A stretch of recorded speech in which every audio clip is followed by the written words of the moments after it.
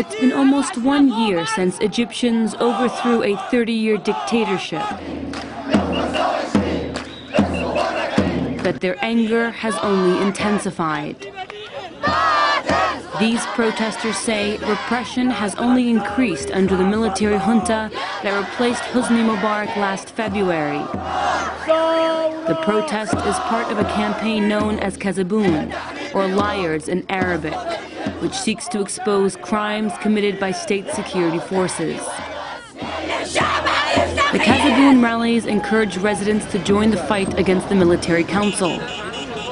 This march eventually culminates in a public screening of videos of abuses committed by the state, juxtaposed with commentary from the military council denying their crimes.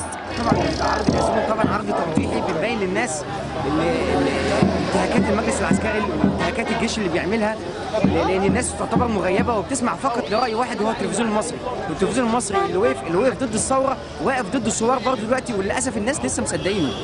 The Kazaboun marches have been attacked and screening locations destroyed by unknown assailants. Protesters say they are pro-government thugs. Women outnumber men at this Kazaboun gathering. The organizers consider putting off the march to avoid endangering the women, but the women refuse, all of them determined to march.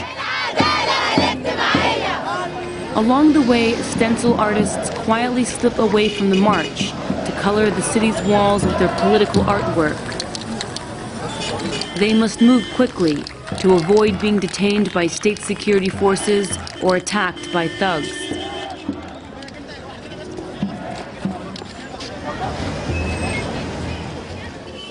Meanwhile, protesters leaflet through the traffic, calling on Egyptians to take to the streets again on January 25th, this time not against Mubarak, but against the military regime that replaced him. As the march makes its way down the main boulevard, organizers decide to risk entering the adjacent neighborhoods. As expected, the march is suddenly attacked. Sorry, we're getting attacked. مش عارفة أنا كنت ماشية ولقيتهم بيجروا. فأكيد ناس اتهجموا علينا زي كل مرة.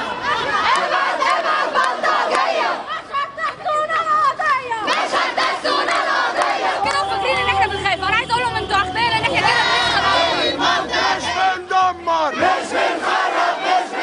But the violence only emboldens the protesters as they continue their march.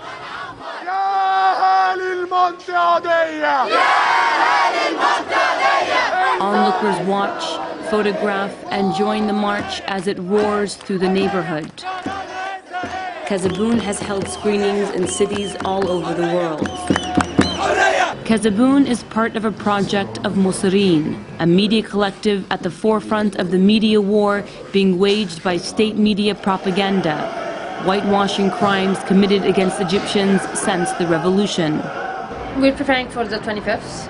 We are basically providing trainings for people who usually do reporting from the streets, trying to get them better at making videos and using their cell phones and making a short video, being able to edit their own video after it's done, or how to react and when there's danger around you, how to do live streaming, just basic training just to prepare for that day. In November, actually, a few of the people in the Muslim network cameras were confiscated and destroyed by the army to prevent them from taking videos of the army raiding Tahrir Square. So definitely, we know that Muslim is in danger, but just part of the revolution. You can't win a revolution without risking something. However, despite documentation of violence against activists and protesters, not all Egyptians are convinced state security forces are the perpetrators. At this protest in Abbasiyya, thousands voiced their support for the ruling military council and condemned Tahrir revolutionaries.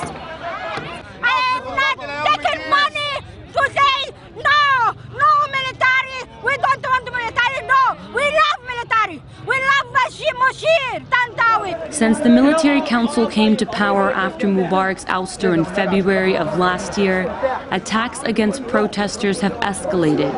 Month after month, Egyptians were attacked in Tahrir Square. Nearly 1,000 people were killed and thousands more were injured by state security forces throughout 2011. Washington reaffirmed its support for the military junta's so-called transition to democracy. President Obama recently called and congratulated the field marshal for parliamentary elections, although human rights abuses have only worsened since Mubarak's ouster and the handover to a civilian government remains ambiguous. Egypt's deteriorating economic situation was also part of the conversation. IMF loans initially rejected by the military council due to public outcry against foreign loans and increased debts are now on the negotiating table with both the military council and the country's leading Islamist group, the Muslim Brotherhood. The Muslim Brotherhood was a major player in the January 25th revolution.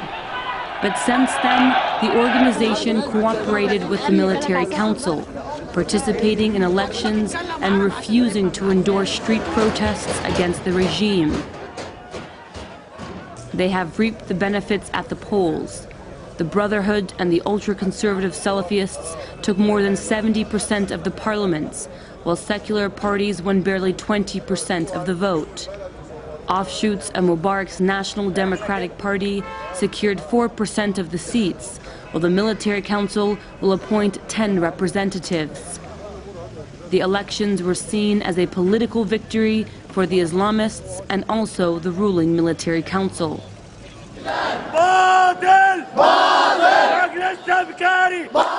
Elections have not stopped the protests.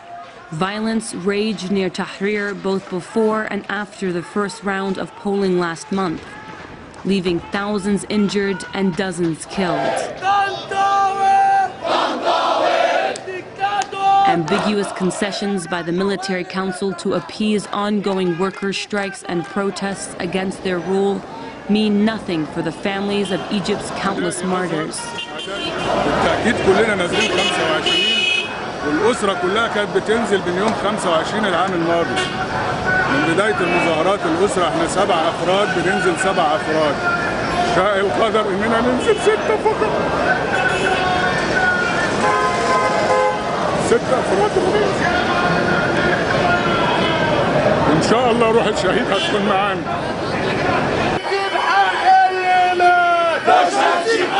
Activists marked the last Friday before the January 25th anniversary with the March of Martyrs, in commemoration of those killed during and since the revolution.